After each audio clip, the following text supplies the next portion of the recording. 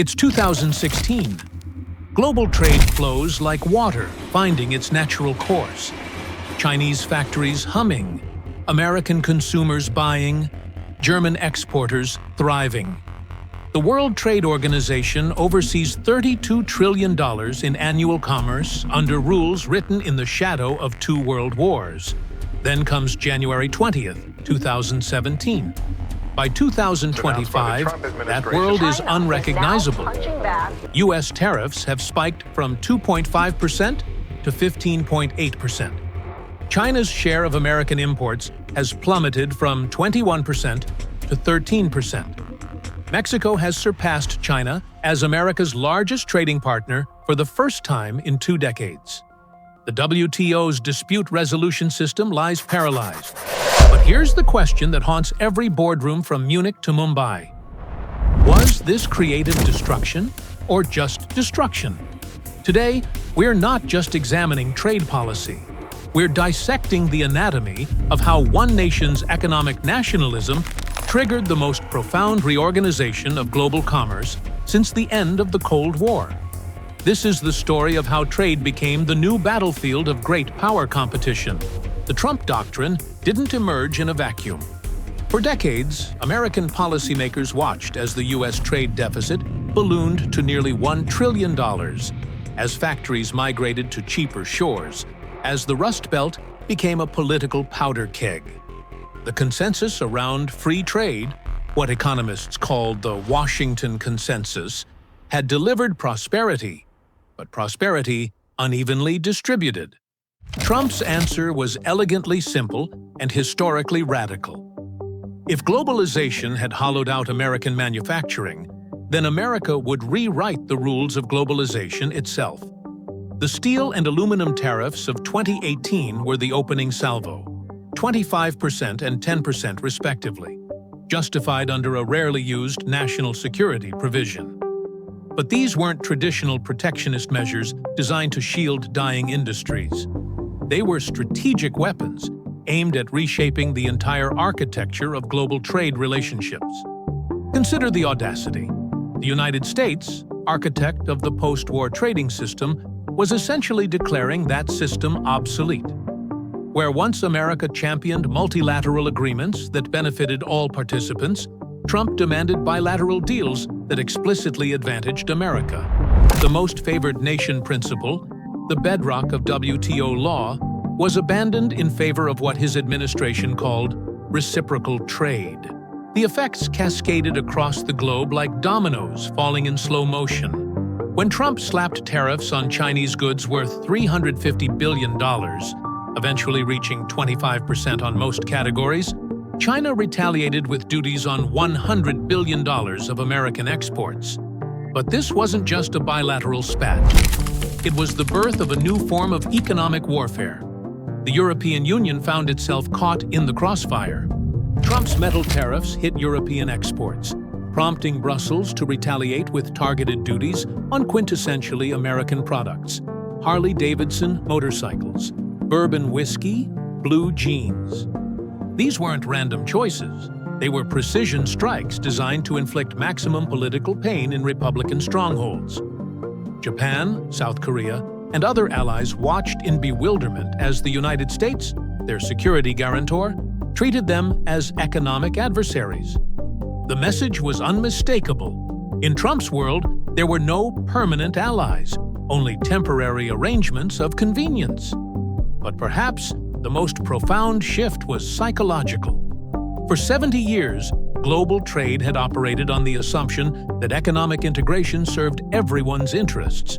Trump shattered that assumption, replacing it with a zero-sum calculus where one nation's gain necessarily meant another's loss. The US-China trade war wasn't just about tariffs.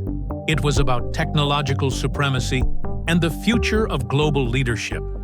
When the Trump administration banned American companies from selling advanced semiconductors to China, when it placed Huawei on the Entity List, when it restricted Chinese investment in sensitive technologies, it was drawing new battle lines in what Graham Allison calls Thucydides' trap, the inevitable conflict between a rising power and an established hegemon. China's response was strategic patience, combined with furious adaptation. Unable to access American technology, Chinese companies accelerated their push for self-reliance. The Made in China 2025 plan, once a developmental aspiration, became an existential necessity. By 2025, China was pouring hundreds of billions into indigenous semiconductor production, electric vehicle batteries, and artificial intelligence. But the most visible transformation occurred in global supply chains. Faced with punitive tariffs, multinational corporations began what economists euphemistically call trade diversion. Apple shifted 15 to 20% of its production from China to India and Vietnam. Walmart reduced Chinese imports by 10%, sourcing instead from Southeast Asia. Ford embraced nearshoring to Mexico, despite the added logistical complexity. Vietnam emerged as perhaps the biggest winner. U.S. imports from Vietnam surged so dramatically that by 2023, America ran a $104 billion trade deficit with this communist nation, second only to China. The irony was not lost on observers. Trump's trade war had strengthened America's relationship with another authoritarian regime while weakening ties with democratic allies. By 2020, it became clear that something fundamental had shifted in the global order. Trade was no longer primarily about comparative advantage or consumer welfare.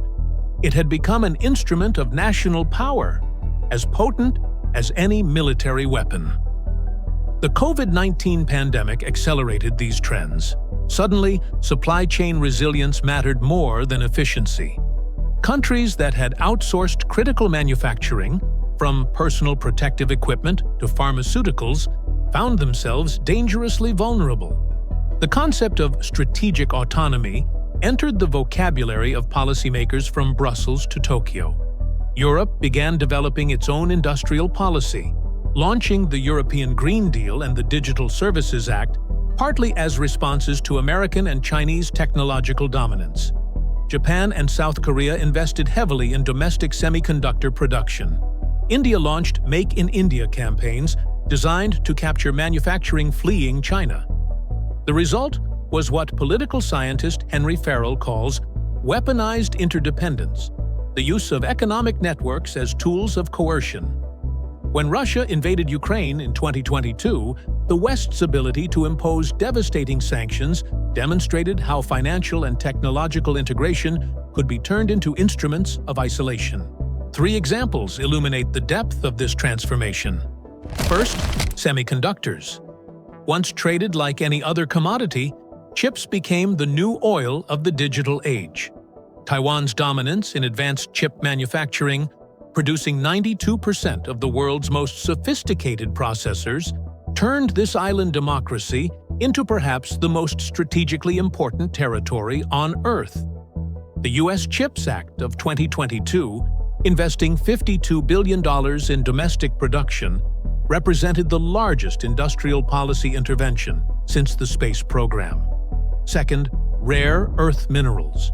China's near monopoly over these essential inputs for everything from smartphones to missile guidance systems gave Beijing enormous leverage.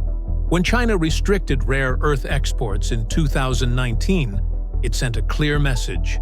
In an interconnected world, control over critical materials equals geopolitical power. Third, agriculture. American soybean farmers, caught in the crossfire of Trump's trade war, saw exports to China plummet by 25%. But this wasn't just about crop prices. It was about food security and the politics of rural America. China's shift to Brazilian soybeans and Argentine corn reshaped agricultural markets across 2 continents. As we stand in 2025, surveying the wreckage and reconstruction of the global trading system, one question demands an answer.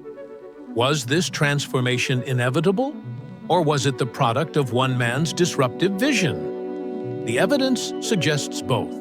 Technological competition between the United States and China was always going to reshape global commerce. The rise of economic nationalism, visible from Brexit to Modi's India, reflected deeper anxieties about globalization's distributional effects. But Trump's particular brand of transactional bilateralism accelerated and amplified these trends. The world that emerged from his presidency is more fragmented, more politicized, and arguably more fragile than the one that preceded it. But it's also more honest about the relationship between economics and power, more realistic about the limits of multilateral cooperation in an age of great power competition. Next week, we'll explore what this new world order looks like in practice, how nations are adapting to an era where trade serves strategy, not just prosperity. Because if Trump's first term was about destruction, the question now is, what kind of order will rise from the ashes? The trade wars may have ended, but the battle for economic supremacy has just begun. Thanks for watching. If you found this video useful, don't forget to like, share, and subscribe to the Capital Compass, so you won't miss any future deep dives into the forces shaping our world. See you in the next video.